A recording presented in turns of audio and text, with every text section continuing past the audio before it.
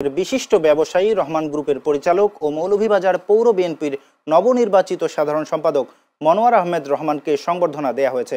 যুক্তরাজ্যের Birmingham friends ক্লাবের উদ্যোগে বার্মিংহামের একটি রেস্টুরেন্টে এই সংবর্ধনা অনুষ্ঠানের আয়োজন করা হয়। প্রতিনিধি এহসানুল ইসলাম চৌধুরী শামীম জানিয়েছেন, শুরুতে ফ্রেন্ডস ক্লাবের পক্ষ থেকে মনোয়ার আহমেদকে ফুলের শুভেচ্ছা ও সম্মাননা ক্রেস্ট প্রদান করা হয়। অনুষ্ঠানে তিনি জানান, ভবিষ্যতে সবার সহযোগিতা পেলে মৌলভীবাজার পৌরসভায় মেয়র পদে নির্বাচন করার আগ্রহ রয়েছে তার।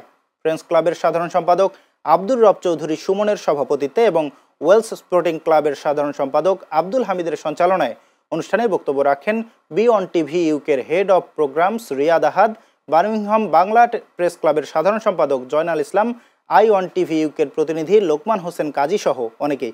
সংবর্ধনা শেষে অসুস্থ বিভিন্ন জনের রোগমুক্তি কামনায় বিশেষ দোয়া মাহফিল অনুষ্ঠিত হয়। নির্বাচনে আমাকে দল থেকে নমিনেশন হয়, অবশ্যই আমি এতে পার্টিসিপেট করব।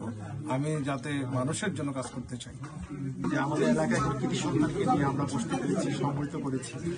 আমরা প্রত্যাশা করছি ভবিষ্যতে তার যে কর্মপন্থা রয়েছে সেই কর্মপন্থা যদি সফল হয় এবং যে আসলে তার ওয়াইফ অসুস্থ, তার কারণে আসা, এখানে আমরা সকলে দোয়া কামনা করছি।